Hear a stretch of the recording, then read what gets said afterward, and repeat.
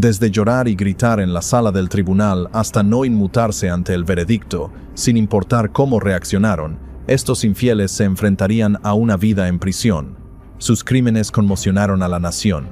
Probablemente por eso, el sistema legal se esforzó por mantenerlos lo más lejos posible del público. Número 12. Chris Watts. Un caso que sacudió a la nación hasta sus cimientos. En 2018, Chris Watts apareció en televisión, suplicando por el regreso sano y salvo de su esposa e hijas. Apenas un día antes, Chris había llamado al 911, alegando que Shannon Watts y sus hijas Bella y Celeste habían desaparecido. Frente a la cámara, parecía un hombre de familia angustiado cuyo mundo acababa de ser destruido. Pero los investigadores pronto descubrieron que todo era una actuación. En realidad, Chris sabía exactamente dónde estaba su familia. Se habían deshecho de ella en una mina petrolera donde trabajaba. Había destripado a toda su familia porque se interponían en el camino de su aventura y la nueva vida que quería comenzar con su pareja. Amigos y familiares afirmaron que, a pesar de cierta tensión en los últimos tiempos, la pareja no tenía ningún problema. Atribuyeron sus recientes disputas al estrés por el nuevo bebé, ya que en el momento del destripamiento, Shannon estaba embarazada de la tercera hija de la pareja. Supuestamente, en agosto de 2018, Shannon confrontó a su esposo por la aventura. Hubo un intercambio de palabras y la confrontación se tornó física. Fue entonces cuando, en un ataque de ira, Chris estranguló a su esposa embarazada, luego entró en las habitaciones de sus hijas y también las desanimó. Después de que los investigadores lo relacionaran con el crimen, intentó afirmar que Shannon era quien había desanimado a sus hijas.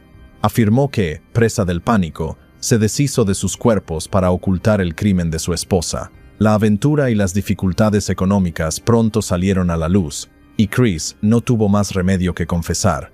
En el tribunal, el padre de Shannon leyó un emotivo testimonio, dirigiéndose a Chris, afirmando que debía protegerlas, pero en cambio, hizo lo peor imaginable. Chris permaneció impasible durante toda la audiencia, llorando solo cuando la fiscalía mostró las espantosas imágenes de los restos de sus hijas.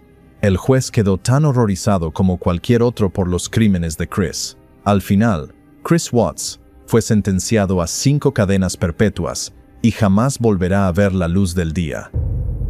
Número 11.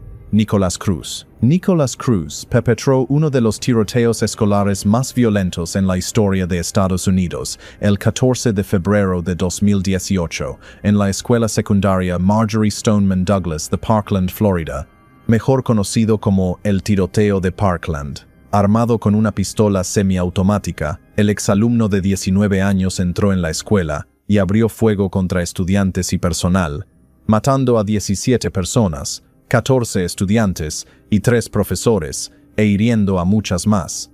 Había sido expulsado de la escuela por problemas de conducta y tenía antecedentes de publicaciones perturbadoras en línea y amenazas violentas. Los investigadores revelaron posteriormente que Nicholas había planeado el ataque durante meses, investigó tiroteos masivos, compró todas las armas legalmente y eligió el día de San Valentín para el ataque. La fiscalía argumentó que su motivación provenía de una mezcla de ira, aislamiento y la necesidad de ser recordado. Nicholas había tenido una infancia problemática, incluyendo el fallecimiento de sus padres adoptivos, y luchaba con problemas de salud mental.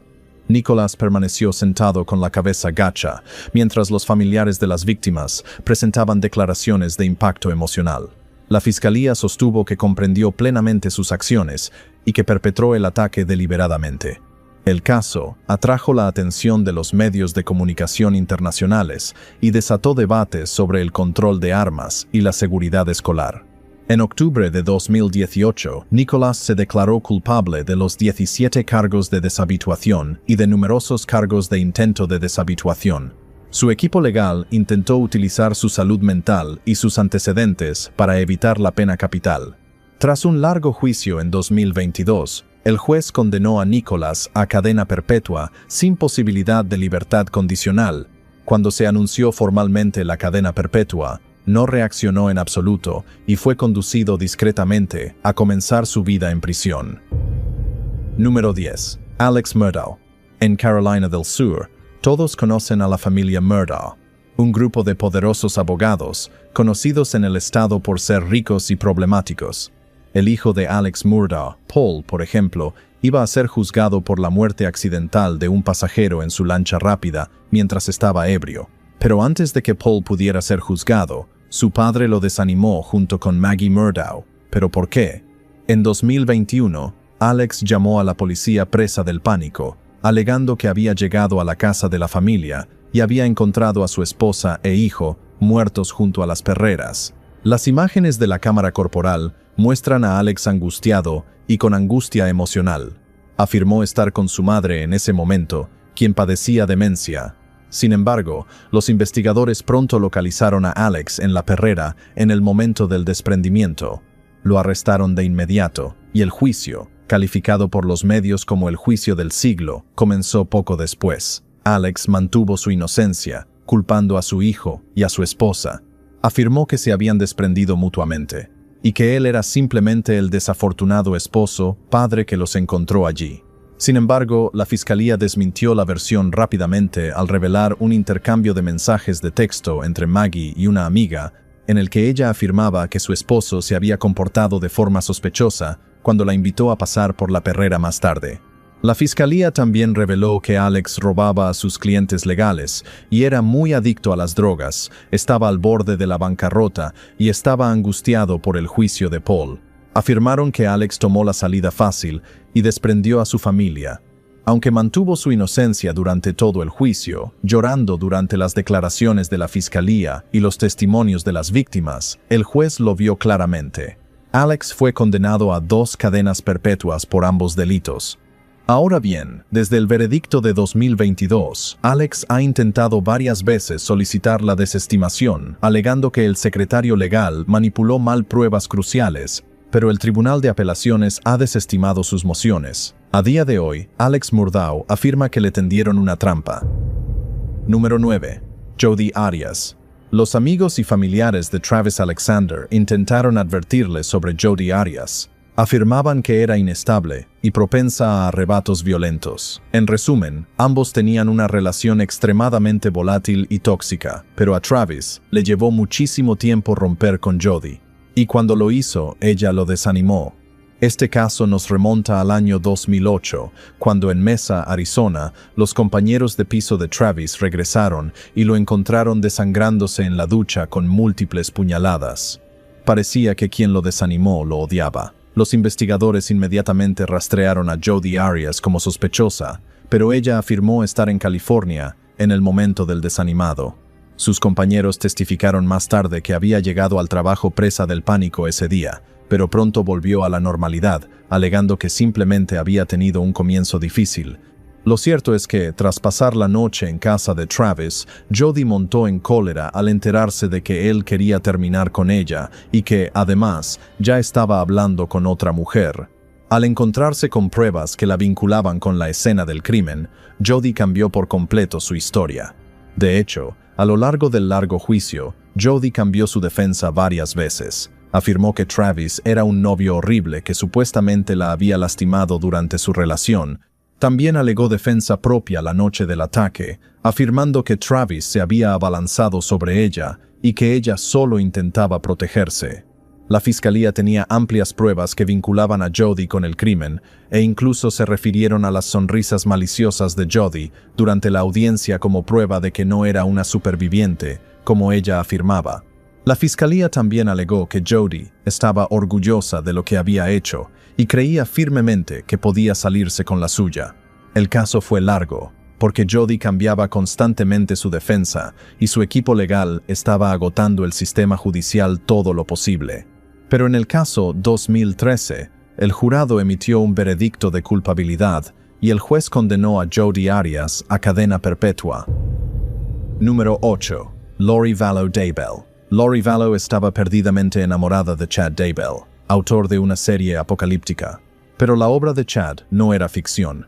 Creía firmemente que el mundo se acababa y que era un profeta que podía guiar a sus seguidores hasta el final. Lori alimentó sus creencias, y Chad anunció que estaban destinados a estar juntos, afirmando que habían estado casados en varias vidas anteriores. Pero el problema era que ambos estaban casados con otras personas cuando se conocieron en 2015. Lori estaba casada con Charles Vallow y juntos criaban a 2 hijos, Taye, hija de Lori de un matrimonio anterior, y JJ, nieto de Charles con necesidades especiales que la pareja había adoptado. Chad también estaba casado con Tammy, y la pareja tenía 5 hijos. Mientras Tammy compartía los delirios de Chad, Charles se oponía a las creencias de Lori. El número de seguidores de Chad crecía día a día, y pronto la iglesia Sud se distanció públicamente de él y de sus seguidores sectarios. Alex Cox, hermano de Lori, también formaba parte de esta secta. La policía comenzó a investigar las actividades de la pareja cuando JJ y Taye fueron reportados como desaparecidos. Lo que desconocían era que los niños ya habían sido desanimados, probablemente por Alex. También comenzaron a investigar el desanimado de Charles, que, en ese momento, Alex alegó que fue en defensa propia. También investigaron el fallecimiento de Tammy, exhumando su cuerpo y revelando que había sido estrangulada. Cuando los investigadores visitaron la casa de la pareja en Idaho, descubrieron que ya se habían casado solo 2 semanas después del entierro de Tammy. Un día después de que los investigadores visitaran su residencia, Lori y Chad hicieron las maletas y se mudaron a Hawái. Alex Cox falleció por causas naturales antes de que la policía pudiera interrogarlo. Esto significó que las únicas 2 personas que sabían la verdad eran Lori y Chad, las 2 últimas personas que cooperarían con la policía. Los investigadores tardaron muchos meses en construir un caso contra ellos, y no fue hasta 2019 que arrestaron a Lori y Chad. Fue entonces cuando, utilizando los datos de GPS recuperados del teléfono de Alex, pudieron encontrar dónde estaban enterrados Taji y JJ. El juicio atrajo mucha atención mediática, principalmente debido a las extrañas creencias de la pareja y a los extremos a los que llegaron.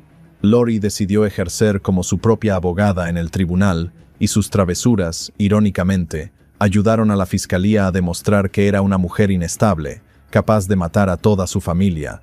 El juicio de Chad se llevó a cabo por separado, y prácticamente confesó haber llevado a cabo el plan apocalíptico. Lori afirmó que había matado a toda su familia, e incluso intentó matar al esposo de su sobrina, Brandon Bordeaux, porque se habían convertido en zombies.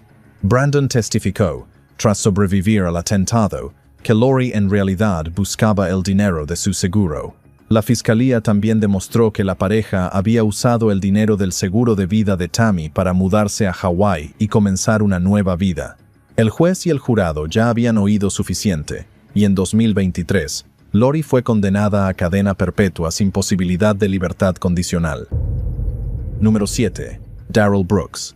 Darrell Brooks, de 39 años, tenía un extenso historial criminal que se remontaba a 1999, cuando solo tenía 17 años. De hecho, en el momento del ataque durante el desfile navideño de 2021, Darrell estaba nuevamente huyendo de la policía tras una llamada de socorro de su pareja. Ella alegó que habían tenido una discusión doméstica y que él la había atacado. Darrell huyó en su camioneta roja antes de que llegara la policía. Intentó alegar que, debido al inmenso estrés que sufría, sumado a su diagnóstico de TLP, no controlaba sus acciones en el desfile navideño.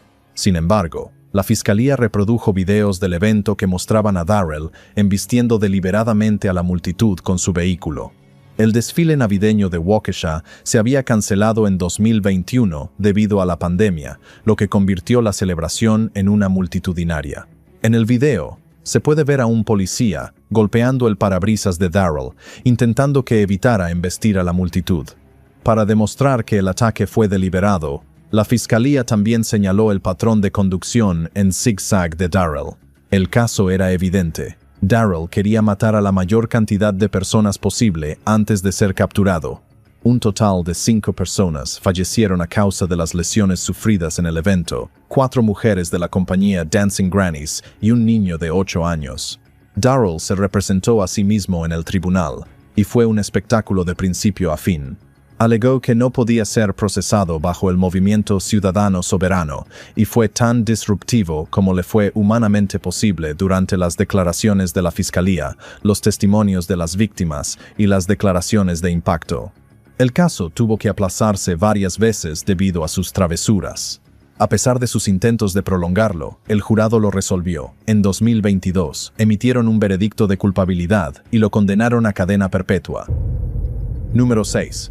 James Holmes. James Holmes perpetró uno de los atentados más infames de la historia de Estados Unidos el 20 de julio de 2012 en Aurora, Colorado. Durante el estreno, a medianoche de una película de Batman, James entró en un cine abarrotado con equipo táctico y comenzó a disparar contra la multitud. 12 personas perdieron la vida y decenas más resultaron heridas. Fue arrestado poco después, a las afueras del cine, sin oponer resistencia. Los investigadores descubrieron posteriormente que James había pasado meses planeando el atentado. Compró legalmente armas de fuego, municiones y equipo de protección, e incluso llenó su apartamento de explosivos. La fiscalía afirmó que el acto fue cuidadosamente planificado y destinado a causar el máximo miedo y caos. Antes del atentado, James estudiaba un posgrado en neurociencia, pero lo abandonó. Su defensa argumentó posteriormente que padecía graves problemas de salud mental y que no era plenamente consciente de la realidad cuando ocurrió el atentado. El juicio duró varios años y atrajo una gran atención mediática. La fiscalía presentó pruebas detalladas que demostraban cómo James planeó todo. Su defensa se centró en su estado mental, alegando que en ese momento estaba legalmente demente. James apenas mostró emoción. Permaneció en silencio mientras los sobrevivientes y las familias de las víctimas hablaban de cómo sus vidas habían cambiado para siempre. Sin embargo, en el juicio de 20 y 15, el jurado rechazó ese argumento y lo declaró culpable de múltiples cargos relacionados con el ataque. Cuando el juez anunció oficialmente la cadena perpetua, James no se inmutó, sabía que esto se avecinaba. Número 5. Scott Peterson. Hasta el día de hoy, Scott Peterson le dice a cualquiera que lo escuche que es inocente. En el año 2002, su esposa, Laci Peterson, embarazada de 8 meses, desapareció y las sospechas recayeron inmediatamente sobre él. ¿Por qué? Porque finalmente se descubrió que era un infiel en serie, e incluso le había confesado a su última novia que era viudo. Esto fue 2 semanas antes de que Laci fuera reportada como desaparecida. Sin embargo, según Scott, al regresar ese día encontró el auto de Laci en la entrada, con sus llaves, billetera y celular intactos, pero a Laci desaparecida. Declaró a los investigadores que había ido a jugar al golf ese día, y lo último que recordaba era a Laci viendo a Martha Stewart en la sala. Tras su apelación televisada, su novia, Amber Frey, se presentó y les contó a los investigadores todo lo que sabía. Fue entonces cuando la familia de Laci dio una conferencia de prensa, afirmando que ahora creían que Scott había desanimado a su hija. Pero no fue hasta muchos meses después que sus peores temores se hicieron realidad. El feto y el torso de Laci fueron encontrados en la costa. Con solo pruebas circunstanciales, el caso contra Scott Peterson prosiguió, y la fiscalía alegó que existían más pruebas que indicios de que había dejado sin vida a su esposa y a su hijo nonato. Scott intentó mantener su inocencia, llorando en el tribunal mientras mostraban imágenes del cuerpo descompuesto de Laci y del cuerpo sin vida de su hijo nonato. Afirmó su inocencia, pero el jurado procedió a condenarlo a la pena capital. No fue hasta unos años después que un juez anuló la condena anterior y dictaminó que Scott, aunque deplorable por sus crímenes, merecía cadena perpetua. Número 4. Susan Smith. Susan Smith conmocionó al país en octubre de 1994 tras denunciar el robo de su coche con sus 2 hijos pequeños dentro. Durante más de una semana, Susan apareció en televisión pidiendo ayuda para que regresaran sanos y salvos, pidiendo al público que los ayudara a regresar a casa. La historia cobró repercusión nacional, pero los investigadores pronto comenzaron a notar inconsistencias en su relato. Tras días de interrogatorio, Susan confesó haber conducido su coche hasta un lago en Carolina del Sur y haberlo dejado caer al agua con sus hijos atados en sus asientos. Ambos niños perdieron la vida. Susan se presentó públicamente como una madre afligida. La fiscalía argumentó posteriormente que su motivo se centraba en una relación romántica con alguien que había terminado la relación.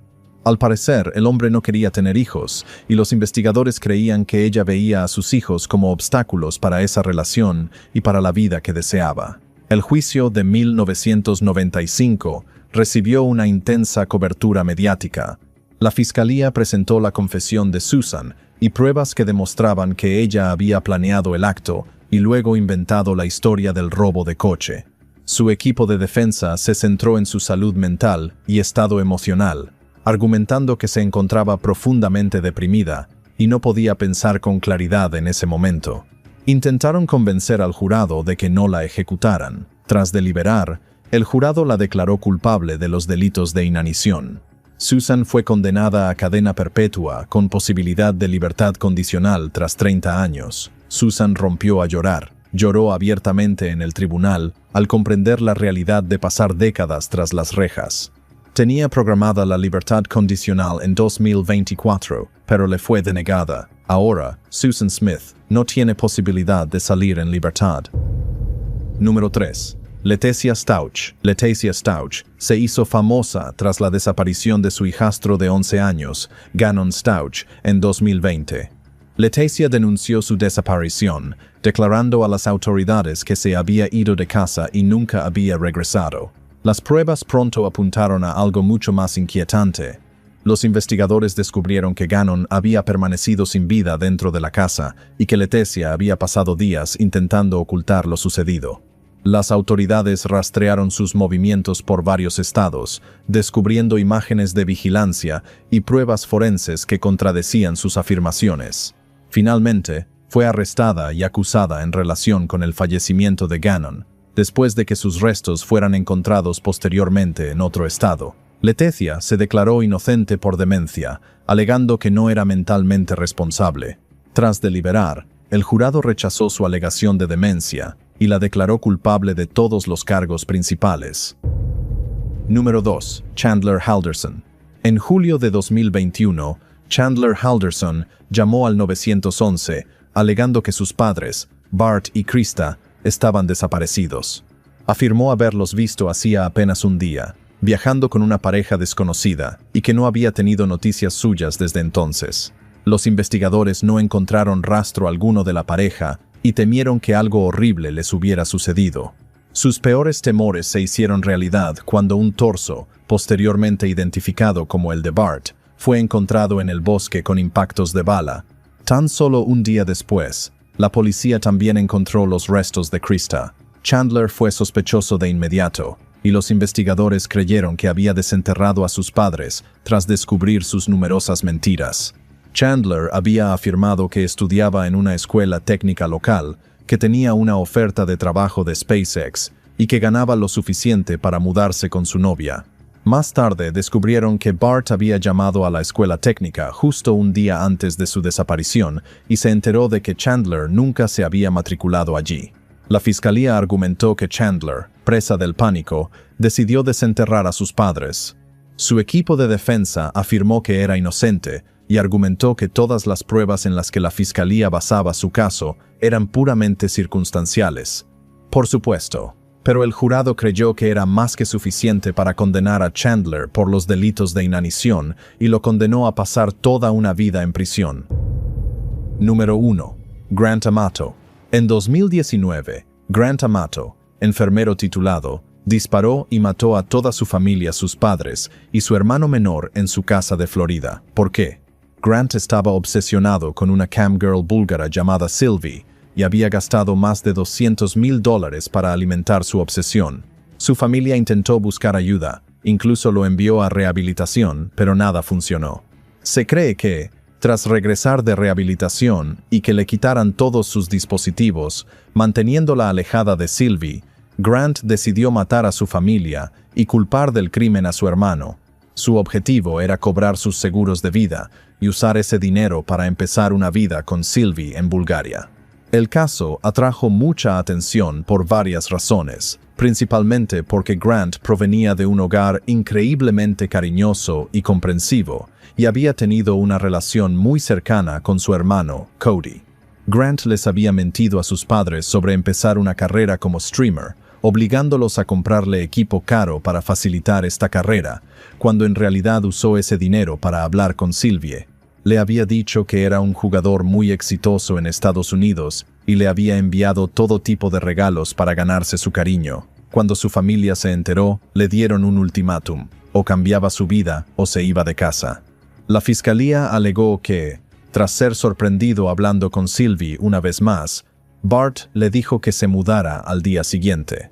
Ese mismo día, Grant disparó a su madre mientras ella usaba la computadora familiar, disparó a su padre al llegar a casa y luego llamó a Cody antes de dispararle en la puerta. La policía logró rastrear a Grant hasta un hotel menos de 24 horas después de los despojos, y él afirmó ser inocente a pesar de las pruebas en su contra. La fiscalía no tuvo que esforzarse demasiado.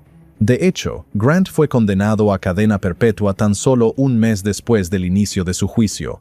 Cuando le preguntaron si sentía remordimiento, Grant respondió: «Mi familia me ha estado culpando durante meses por arruinarles la vida, robarles y no seguir las reglas del hogar. Así que también podría ser culpado por esto». Curiosamente, Grant inició una relación con Victoria Goodwin, la exesposa del presentador de Ghost Adventures, Aaron Goodwin, e incluso facilitó la contratación de un sicario para resucitar a Aaron y poder estar juntos. El plan fue frustrado y Victoria fue arrestada. Lo único que lamentaban estos criminales era haber sido atrapados, desde los que no pudieron contener la ira y se burlaron de las familias de sus víctimas en el tribunal, hasta los que abiertamente afirmaron que lo volverían a hacer. Aquí tienes una lista de los que no pudieron contener la ira y no mostraron remordimiento alguno en el tribunal. Ted Bundy, encantador, educado e increíblemente inteligente. Cuando Ted Bundy fue arrestado en 1975, nadie podía creerlo. Los titulares anunciaban la detención de uno de los asesinos y criminales más prolíficos de la historia de Estados Unidos.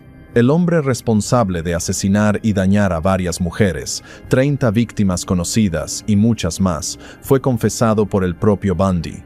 Pero para sus amigos y familiares era imposible creer que el hombre al que conocían, amaban y respetaban pudiera estar detrás de semejante ola de crímenes. Bundy usó su inteligencia a su favor. Mantuvo la farsa de ser un buen samaritano sociable y bien intencionado, que jamás pensaría en hacerle daño a una mosca, y mucho menos a un ser humano. Pero tras esa fachada se escondía un peligroso criminal que atraía a mujeres por la noche en diferentes estados, fingiendo necesitar ayuda o afirmando ser una figura de autoridad. Una vez que atraía a sus víctimas, Bundy las lastimaba antes de finalmente asesinarlas. Lo peor de todo es que Bundy estaba increíblemente orgulloso de sus crímenes y se cree que visitaba las tumbas de sus víctimas para regodearse. Su ola de crímenes terminó en 1975. Cuando los investigadores lograron atar cabos. Creían que se trataba de 7 criminales diferentes en 7 estados, pero en realidad era un solo hombre. Curiosamente, Bundy no recibió el mismo trato que otros criminales reincidentes. Contaba con un gran número de seguidores, incluso mientras la fiscalía describía la atrocidad de sus crímenes. Esto le dio a Bundy una confianza que rozaba la arrogancia. Los medios captaron varios momentos clave de su juicio en los que se le veía riendo durante las declaraciones de las víctimas o cuando sus amigos y familiares lloraban en la sala. Bundy no mostró remordimiento alguno. En cuanto se anunciaba el receso, saludaba a sus seguidores. En un momento dado, sorprendió a todos con su insensibilidad al proponerle matrimonio a su novia, Carol Ann Boone, durante el juicio. Incluso aceptó su propuesta en ese mismo instante. Bundy también insistía en representarse a sí mismo en algunos casos y hacía preguntas personalmente a los testigos y a las víctimas. Su arrogancia era aterradora, especialmente para las familias de las víctimas, que creían que lograría la absolución con su encanto. El caso se centró menos en sus crímenes y más en su carisma, lo que restó importancia a lo que había hecho durante su ola de crímenes. Finalmente, en 1979, y probablemente para sorpresa del propio Bundy, fue declarado culpable de asesinar a 2 jóvenes de la Universidad Estatal de Florida. Posteriormente, fue acusado de varios otros delitos y condenado a muerte. Bundy y sus abogados intentaron solicitar un nuevo juicio. Sus numerosos seguidores presentaron peticiones en su favor, pero el juez no era partidario del asesino en serie. Finalmente, en 1989, Bundy fue ejecutado en la silla eléctrica. Varios cientos de personas acudieron al lugar de la ejecución, celebrando el fin de uno de los peores criminales que Estados Unidos jamás había visto. Anders Behring Breivik. Anders Behring cometió uno de los crímenes más atroces de la historia europea moderna, dejando sin vida a 77 personas en 2011 durante 2 ataques coordinados. Según informes de los medios, Anders se había desilusionado con las políticas liberales de Europa. Este extremista de ultraderecha creía que la agenda liberal perjudicaba a Europa, en particular a su país, Noruega. Se oponía firmemente al gobierno, como se detalla en su manifiesto, e instaba a otros extremistas de ultraderecha a tomar medidas para acabar con políticas como la inmigración. Sin embargo, su enfoque fue drástico y peligroso. En julio de 2011, detonó un coche bomba en el distrito gubernamental de Oslo, dejando 8 personas sin vida. Pero esta fue solo la primera fase de su plan. Mientras los servicios de emergencia acudían al lugar y los medios de comunicación se centraban en el atentado, Anders se disfrazó rápidamente y se dirigió a la isla de Utoya, donde la rama juvenil del Partido Laborista de Noruega celebraba un campamento de verano. Se acercó a las puertas vestido de policía, alegando que, debido al atentado con coche bomba en el sector gubernamental del distrito, tenía la misión de garantizar que todo estuviera en orden en la isla. Una vez dentro, comenzó a disparar indiscriminadamente contra todos los presentes. En total, Anders dejó sin vida a 69 personas en la isla, la mayoría jóvenes. Continuó buscando víctimas durante aproximadamente 1 hora, llegando incluso a disparar al lago para asegurarse de que ni siquiera aquellos que se habían lanzado al agua para escapar de su terror sobrevivieran. Anders lo había planeado todo meticulosamente, y los servicios de emergencia tardaron 1 hora en llegar hasta él debido al coche bomba que había detonado previamente. Cuando finalmente fue detenido, Anders aceptó su destino sin dudarlo. ¿Por qué? Porque no creía haber hecho nada malo. Así es. Durante su mediático y emotivo juicio, Anders afirmó repetidamente que actuaba en beneficio de Noruega y que si el juez realmente se preocupara por el país, lo dejaría en libertad con una simple amonestación. Cuando sus víctimas leyeron sus declaraciones y los testigos hablaron de las consecuencias a largo plazo del horror, Anders se burló abiertamente de ellos y se rió en la sala. Incluso posó para los medios con el puño cerrado en alto, imitando un gesto de la extrema derecha. El caso fue tan espantoso como impactante, debido a la falta de responsabilidad de Anders por sus crímenes. Sin embargo, lloró en el tribunal al recibir una sentencia de detención preventiva de 21 años. En Noruega, la pena máxima posible es de 21 años en una prisión de alta seguridad, pero eso no significa que Anders vaya a ser puesto en libertad. El sistema judicial puede aumentar su condena tanto como considere necesario y probablemente la convertirá en cadena perpetua. Sorprendentemente, Anders sí recibió cierto apoyo para sus ideologías, pero el sistema judicial no cedió ante la presión popular. Dylann Roof. ¿Sabías que Dylann Roof casi no llevó a cabo su plan de disparar indiscriminadamente contra los feligreses de la Iglesia Episcopal Metodista Africana Emmanuel en Charleston, Carolina del Sur? Así es, el 17 de junio de 2015, Dylann afirmó que casi cambió de opinión al acercarse a los miembros de la iglesia y darse cuenta de que eran personas bondadosas. Sin embargo, para entonces, el joven de 21 años estaba tan profundamente influenciado por sus ideas de extrema derecha que sabía que no había vuelta atrás. Ese día fue recibido en la iglesia. Se sentó con el grupo de feligreses durante el estudio bíblico e interactuó libremente con ellos. Solo después de que terminó la sesión, Dylann se levantó, sacó su arma y comenzó a disparar contra la multitud. Según testigos, incluso gritó consignas racistas contra la multitud mientras disparaba, afirmando que su objetivo era iniciar una guerra racial. En total, 9 personas perdieron la vida dentro de la iglesia, incluido el reverendo Clementa Pinckney, quien también era senador estatal.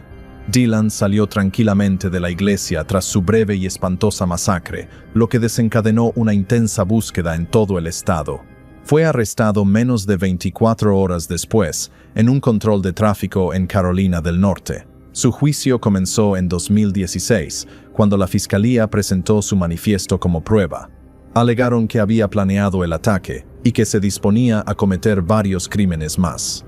Si bien su defensa intentó alegar locura, Dylan rechazó esa postura. Declaró ante el tribunal que estaba en su sano juicio en el momento del ataque y admitió que la fiscalía tenía razón. Habría cometido y deseaba cometer más crímenes contra personas de color.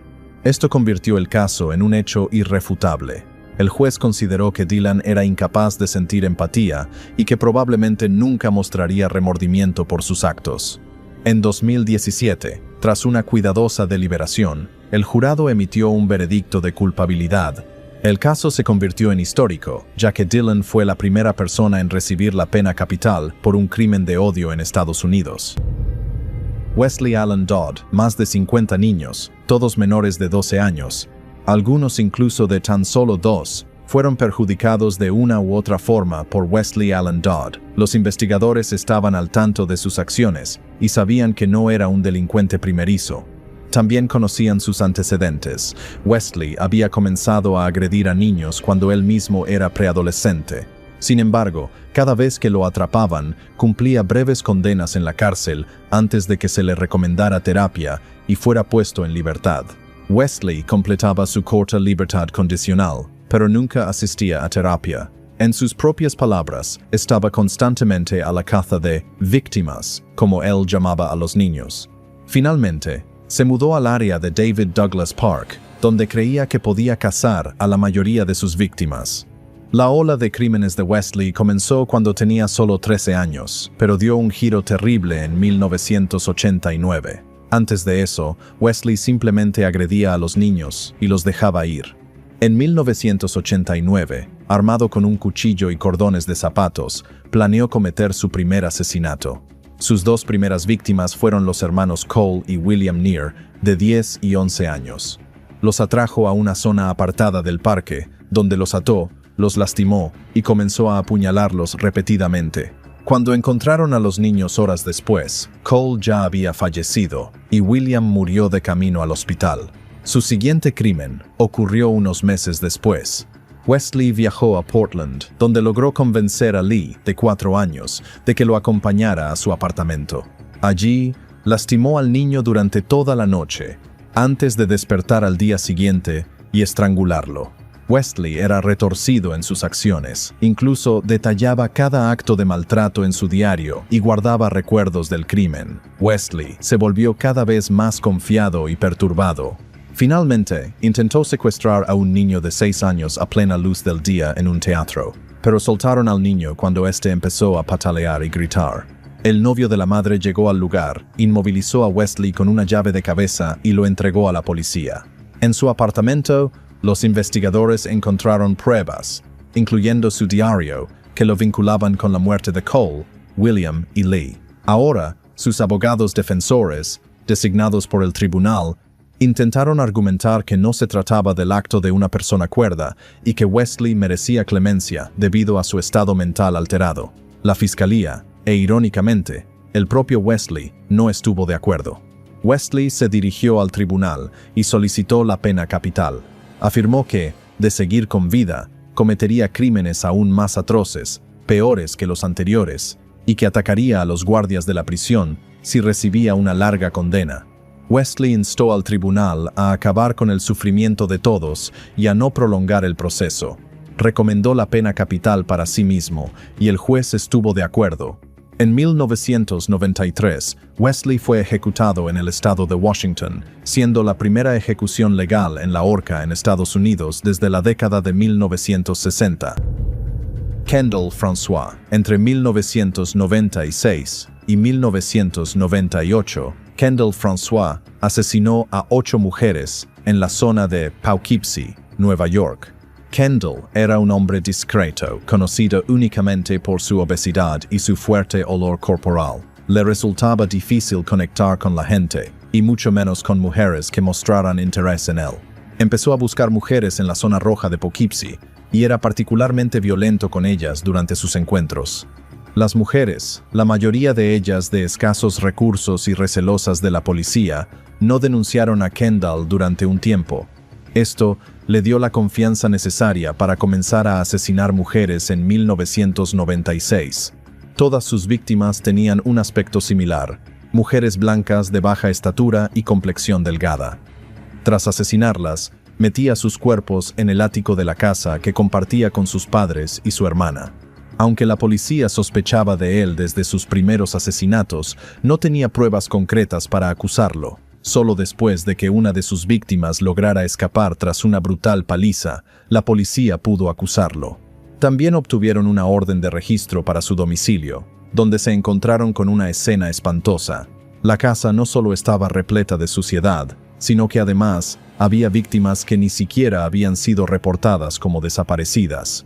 La fiscalía argumentó que Kendall atacaba especialmente a trabajadoras que sabía que habían sido abandonadas por sus familias o que no tenían a nadie que las cuidara.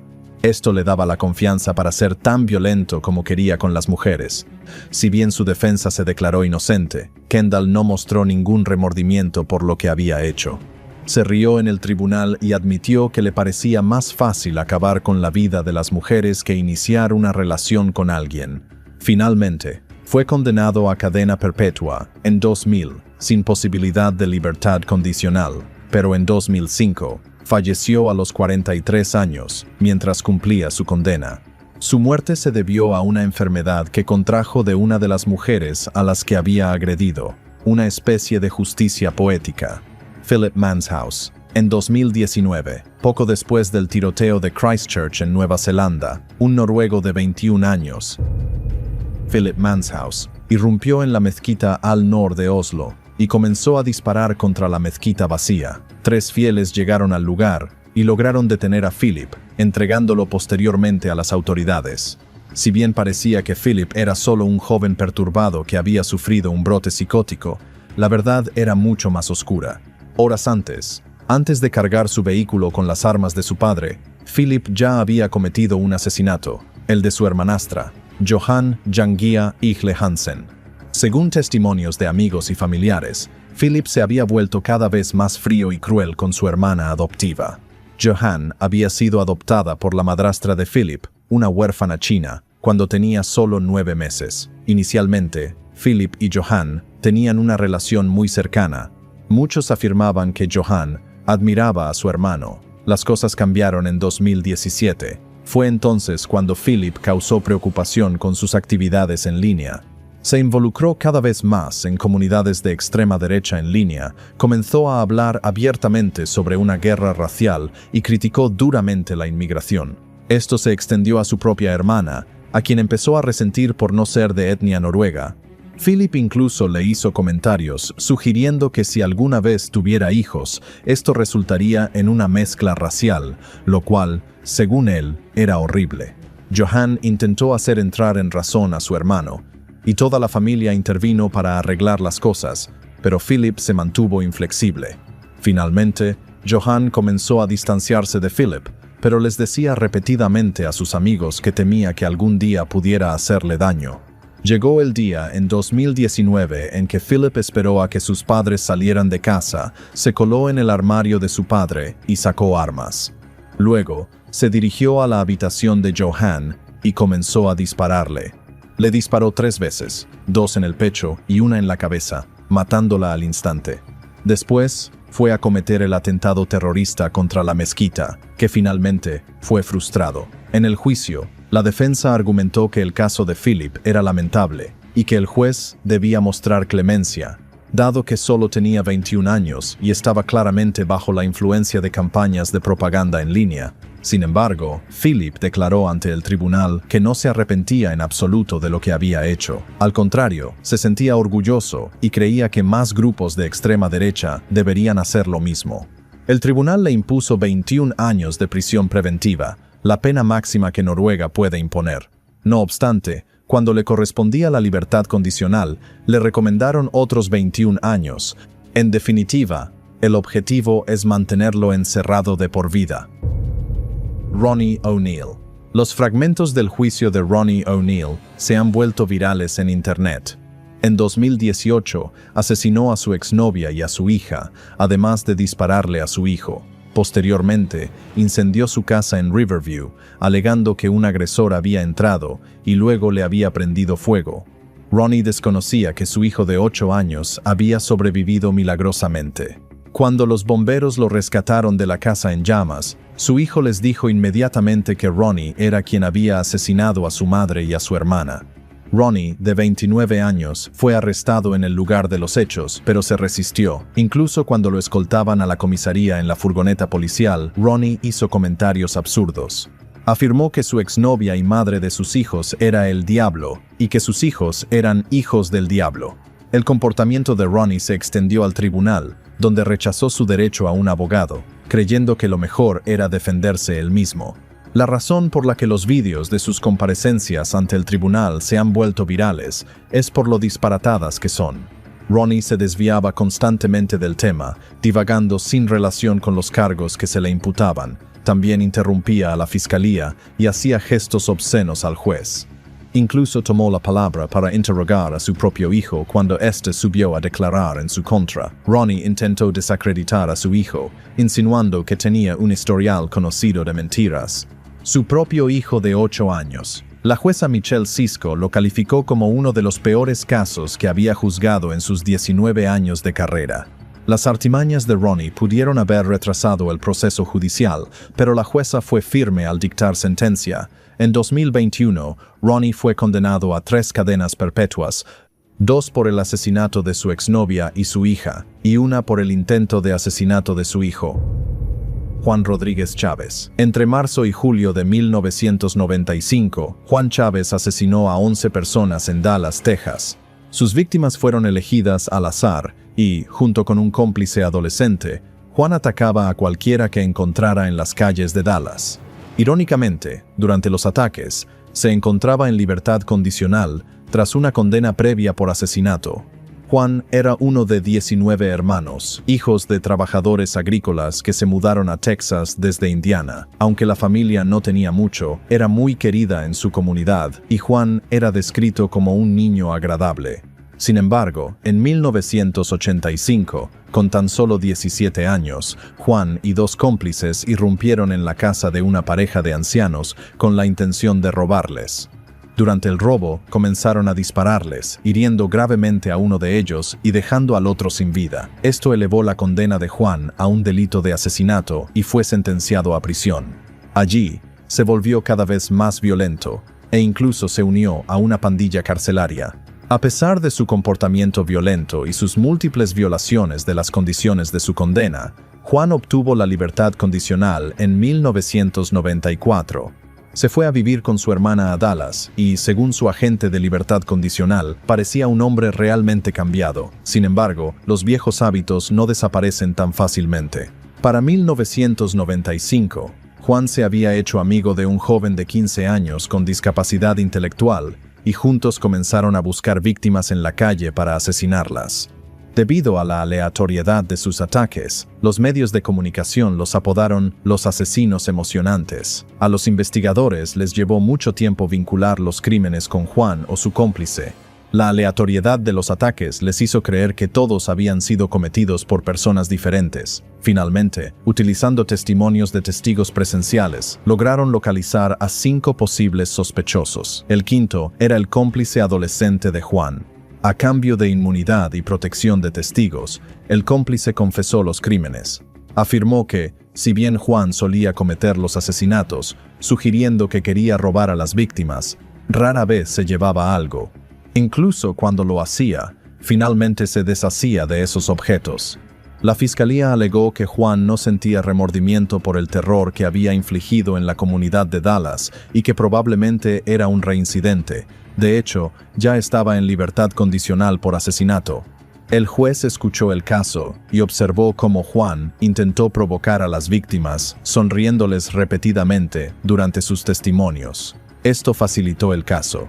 Juan fue condenado a la pena capital.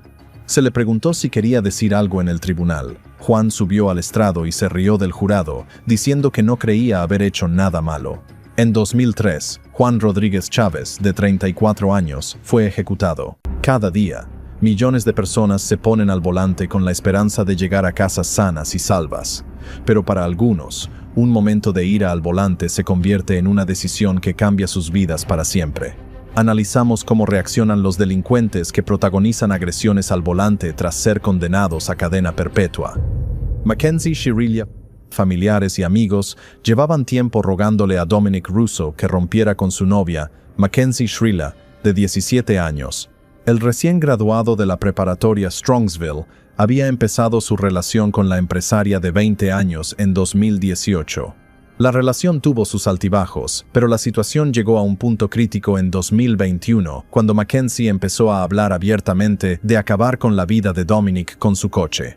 La madre de Dominic contó un incidente ocurrido en julio de 2021, en el que alguien tuvo que ir a buscar a su hijo porque Mackenzie lo había amenazado con matarlo.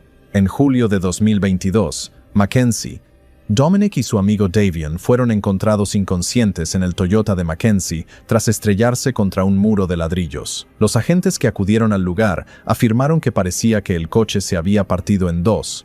Dominic y Davion fueron declarados muertos en el lugar del accidente, y Mackenzie fue trasladada en helicóptero a un hospital donde necesitó varias cirugías.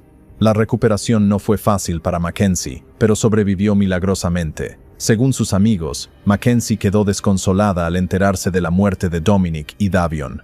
La policía lo atribuyó a un accidente, pero entonces la hermana de Davion empezó a sospechar. Para empezar, Mackenzie era una popular influencer en redes sociales que inmediatamente volvió a publicar en línea sobre su proceso de recuperación.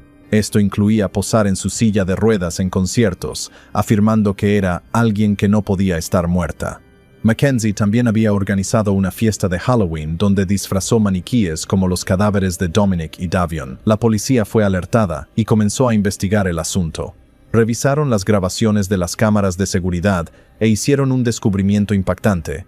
Una cámara mostraba al trío viajando normalmente en su auto mientras regresaban de una fiesta, y luego la cámara del siguiente semáforo captó el auto a más de 160 km por hora. Se llamó a un experto, quien determinó que los frenos del auto funcionaban correctamente en el momento del impacto.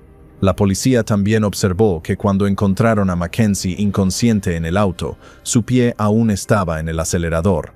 La llamaron para interrogarla y afirmó que se desmayó durante el incidente y no recordaba nada, pero el caso ya estaba resuelto. En noviembre de 2021, Mackenzie fue acusada de homicidio vehicular y posesión de sustancias ilegales, las cuales se encontraron en su poder al momento del accidente. Si bien su defensa argumentó que se trató de un error y que el accidente la afectó tanto como a cualquier otra persona, la fiscalía no estuvo de acuerdo. Alegaron que ella sabía lo que hacía y presentaron evidencia grabada de que Mackenzie había visitado el mismo lugar solo 3 días antes del suceso. También señalaron que el lado de Dominic fue el que impactó contra el muro de ladrillos. Davion simplemente se convirtió en daño colateral del crimen. Mackenzie lloró durante todo el juicio, proclamando su inocencia. Sin embargo, el juez la llamó un demonio sobre ruedas y la sentenció a cumplir 15 años de prisión a cadena perpetua. Podrá optar a la libertad condicional en 2038. Jesús Ayala y J. Zamir Keys. En 2023, Jesús Ayala, de 17 años, y J. Zamir Keys, de 16, robaron un vehículo y atropellaron intencionalmente a Andreas Probst, ex jefe de policía de Bell, California, mientras este andaba en bicicleta en el barrio de Centennial Hills. Los fiscales alegaron que esa noche los dos jóvenes estaban en una racha destructiva, robando 4 vehículos y atacando a cualquiera que se cruzara en su camino. Incluso atacaron a otro ciclista y al conductor de un auto estacionado, quienes sobrevivieron con heridas graves. Sin embargo, Andreas no tuvo la misma suerte y falleció en el lugar. Durante una semana, los investigadores creyeron que se trataba de un caso típico de atropello y fuga y no pudieron vincularlo con los adolescentes. No fue hasta que un estudiante de secundaria alertó a la policía sobre un video que J. Zamir había subido a internet, donde se mostraba el incidente. Incluso se le grabó diciendo, "No es tan grave", después de chocar contra Andreas. La policía pudo entonces identificar a los adolescentes y acusarlos de homicidio vehicular y conducción temeraria, entre otros cargos. También se descubrió que Ayala estuvo involucrado en un incidente con arma blanca en julio de 2023, pero su defensa negó la culpabilidad en ambos casos, alegando daño cerebral. La fiscalía, sin embargo, impugnó esta afirmación. Señalaron que él era el conductor el día del incidente. Tuvo una semana entera para presentarse, pero no lo hizo, y que cuando la policía llegó para arrestarlo, dijo, «Solo me darán una reprimenda». La fiscalía argumentó que tanto Ayala como Keys se aprovecharon de su minoría de edad y que la ley de Nevada no les permitiría ser condenados a la pena capital ni a cadena perpetua sin libertad condicional. Sin embargo, el juez reconoció que este era el caso y decidió condenarlos a entre 20 años y cadena perpetua. Incluso para cuando pudieran optar a la libertad condicional, ya habrían pasado la mitad de sus vidas encerrados. Dion Kimbrough. En 2022, Ellie Hickerson, de 30 años, llamó al 911 para denunciar que alguien que conducía una furgoneta blanca le había apuntado con un arma de fuego mientras circulaba por la autopista. Ellie afirmó que regresaba a casa del trabajo cuando un camión de una constructora empezó a zigzaguear por la autopista y el conductor le gritó insultos. Posteriormente, el conductor le mostró un arma. Tras la llamada al 911 y mientras la policía se dirigía al lugar, recibieron una llamada de emergencia del hospital. Ellie había conducido hasta allí, desangrándose tras haber recibido varios disparos. La policía estaba segura de quién era el culpable. Días después, arrestaron a Dion Kimbrough, de 22 años, quien había trabajado para la constructora ese mismo día y también se dirigía a casa. La fiscalía alegó que Dion se enfureció al ver a Ellie señalizándole por exceso de velocidad y luego llamó a la policía. Acto seguido, disparó contra Ellie, causándole la muerte. Este era un caso grave, y la fiscalía argumentó que Dion debía recibir la pena máxima. La defensa no tenía muchos argumentos, pero solicitó clemencia. El juez la denegó. En cambio, Dion fue condenado a cadena perpetua con posibilidad de libertad condicional tras 60 años.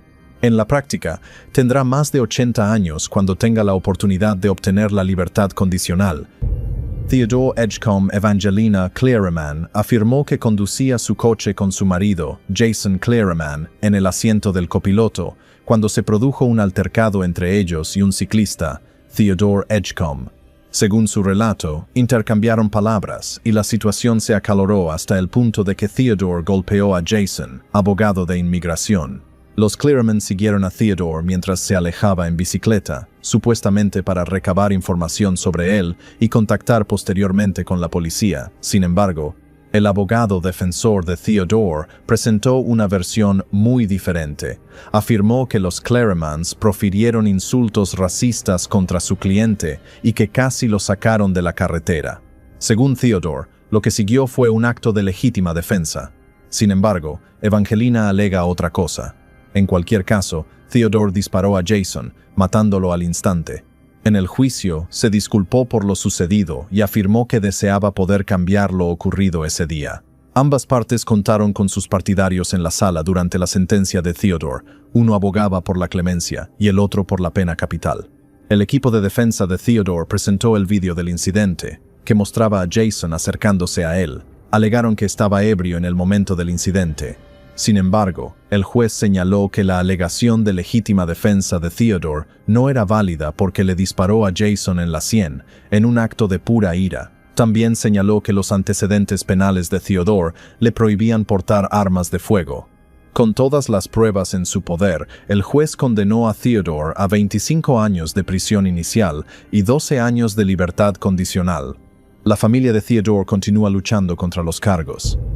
Cameron Bernard. Con tan solo 19 años, Cameron Bernard selló su destino al disparar contra otro vehículo, hiriendo a 3 pasajeros, uno de ellos, Ryan Hampton, de muerte. Esto ocurrió en 2020, y los investigadores tuvieron que buscar exhaustivamente para localizar a Cameron, quien contaba con un extenso historial delictivo.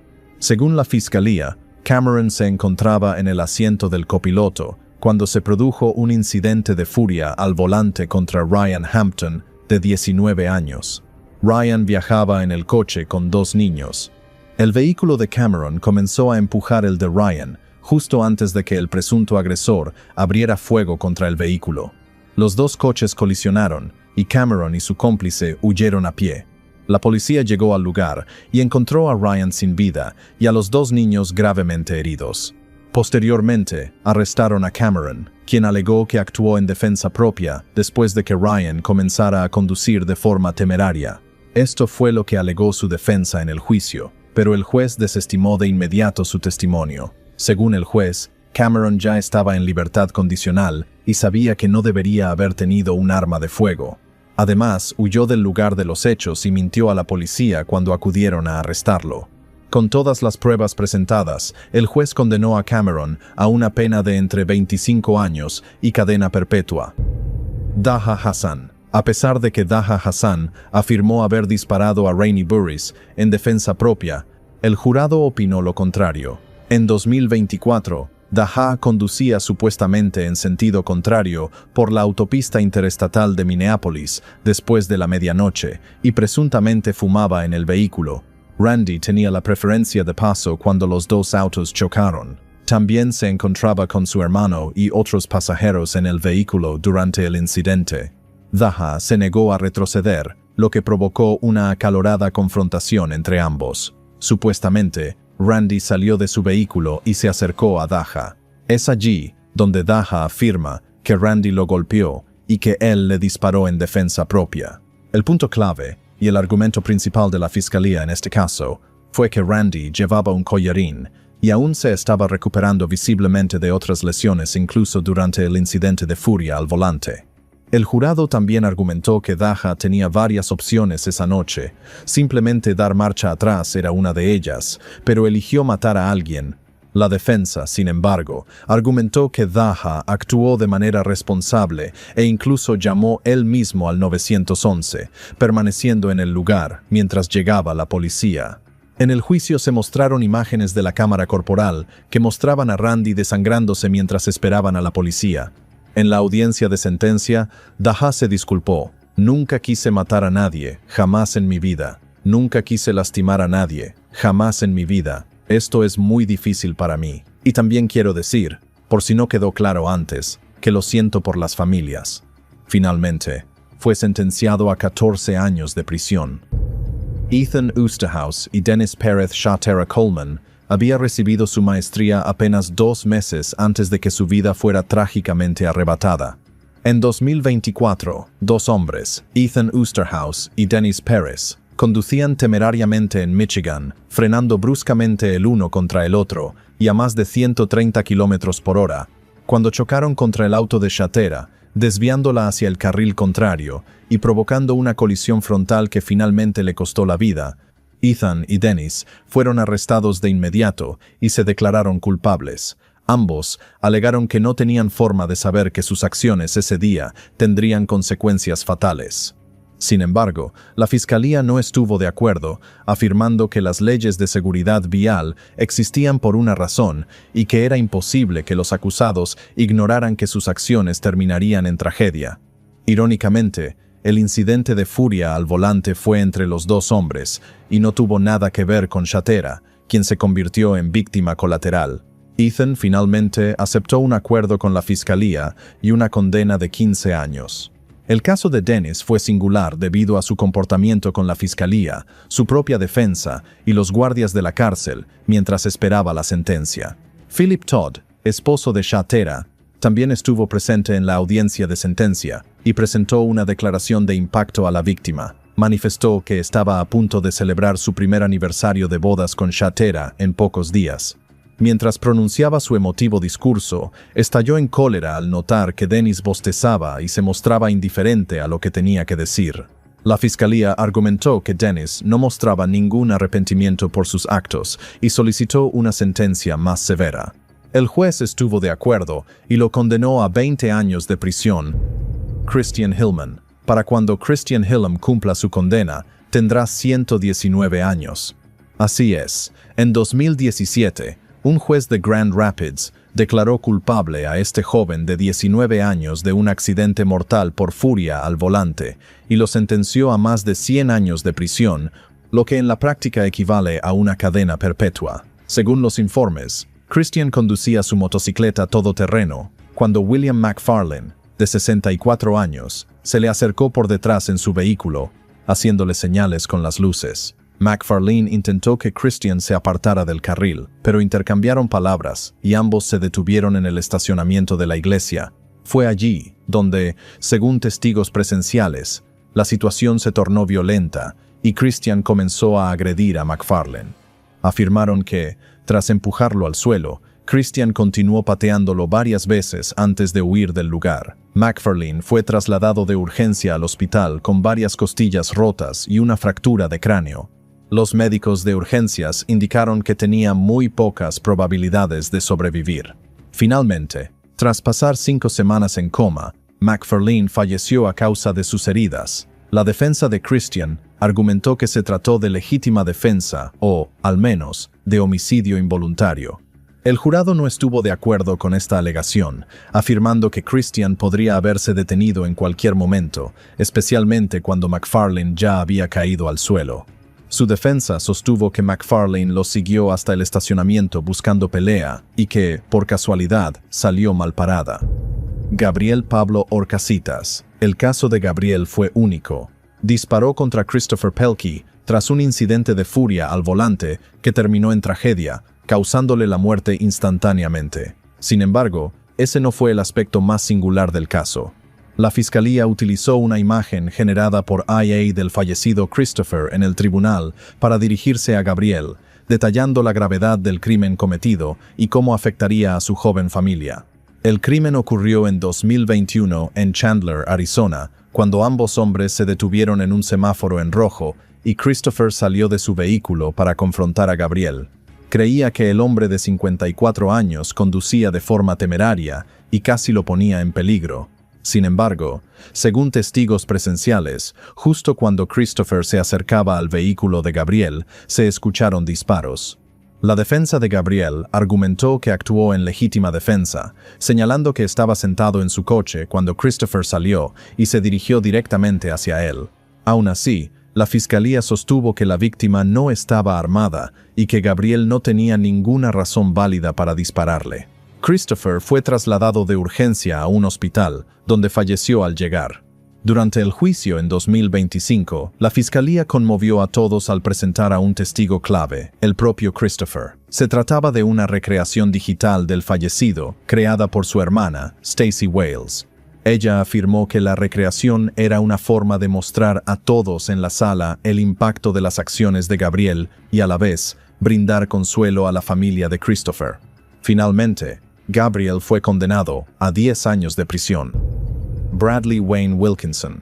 En 2025, Bradley Wayne Wilkinson compareció ante un tribunal de Nueva Gales del Sur cuando un juez le impuso una condena de 16 años de prisión por un incidente de furia al volante que terminó en tragedia en Blackett.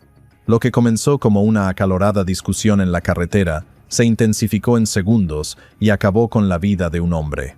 El incidente tuvo lugar en 2024 cuando Wilkinson se vio envuelto en una discusión con otro conductor, Rice Harding. Los testigos describieron una conducción agresiva entre los dos vehículos antes de que ambos hombres se detuvieran. La fiscalía afirmó que Wilkinson utilizó deliberadamente su coche como arma, acelerando y atrapando a Harding entre los vehículos. El impacto le causó lesiones catastróficas. Harding fue trasladado de urgencia al hospital, pero falleció posteriormente. Wilkinson no negó estar al volante, pero su defensa argumentó que la situación se descontroló en el fragor del momento. Alegaron que hubo miedo, confusión y una confrontación que escaló demasiado rápido. La fiscalía, sin embargo, declaró ante el tribunal que no se trató de un accidente. Según los informes, Wilkinson tomó una decisión, una elección impulsiva motivada por la ira, y esa decisión le costó la vida a un hombre. La familia de Harding presentó emotivas declaraciones de impacto a las víctimas, describiendo el vacío permanente que quedó en sus vidas.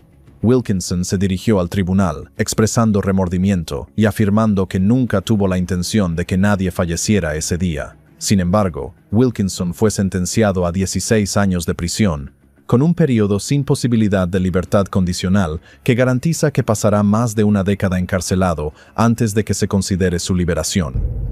Kenneth Miles Davis Jr. El tráfico en hora punta en Washington, D.C., se paralizó por completo en mayo de 2021 cuando un incidente de furia al volante se salió totalmente de control. Al volante de un lujoso coche deportivo, Kenneth Miles Davis Jr., de 45 años, tomó una decisión que le costaría décadas de libertad. Según la fiscalía, Kenneth conducía entre el denso tráfico vespertino cuando se enfureció después de que una mujer supuestamente le cerrara el paso. En lugar de dejarlo pasar, detuvo su vehículo, salió con una pistola y se dirigió directamente hacia el coche de la mujer. Dentro del vehículo se encontraban sus 2 hijos pequeños, de 11 y 5 años. Sin previo aviso, Kenneth abrió fuego contra el coche, hiriendo a la mujer y lanzando cristales hacia los niños. Mientras los aterrorizados conductores intentaban comprender lo que sucedía, Kenneth se giró y disparó más veces contra los transeúntes cercanos antes de regresar tranquilamente a su vehículo y huir del lugar. Los investigadores lo localizaron y arrestaron.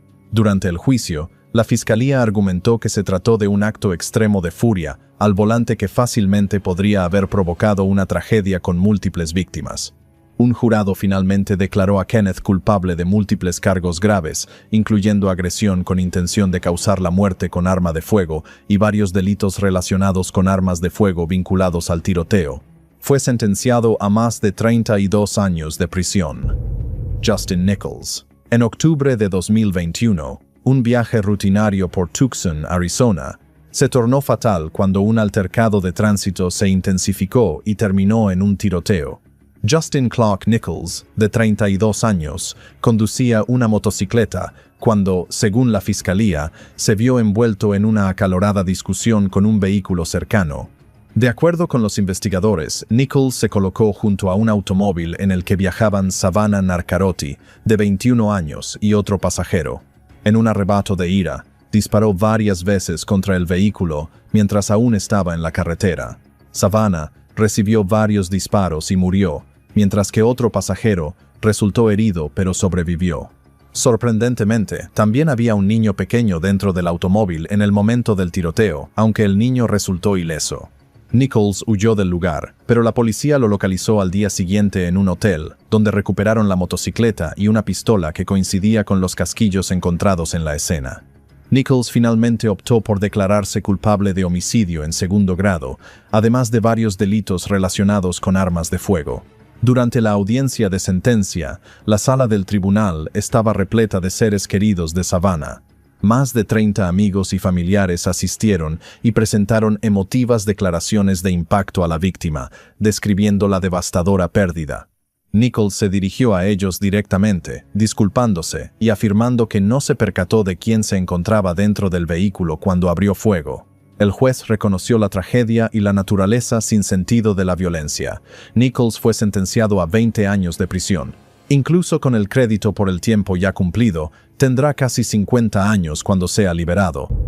Dakarey Kennard. En la primavera de 2023, lo que debería haber sido un sábado cualquiera, conduciendo por la Interestatal 76 cerca de Norton, Ohio, se convirtió en una tragedia que marcaría para siempre a 2 familias. George Jensen, de 40 años, regresaba a casa del trabajo cuando se vio envuelto en un altercado de tráfico con Dakarey Kennard, de 30 años en ese entonces. Según la fiscalía, Kennard abrió fuego contra el vehículo de Jensen durante la discusión, hiriéndolo varias veces. Jensen fue trasladado de urgencia a un hospital cercano con heridas graves, pero falleció posteriormente a causa de las heridas sufridas en el tiroteo. La policía describió el incidente como un acto de ira sin provocación en un tramo concurrido de la carretera. Tras el incidente, Kennard huyó del lugar, pero fue identificado como sospechoso. Un jurado lo declaró culpable de varios cargos relacionados con el tiroteo. En abril de 2024, un juez sentenció a Kennard a entre 15 y 17 años y medio de prisión, una pena destinada a responsabilizarlo por el tiroteo mortal y proteger a la comunidad de futuros actos de violencia,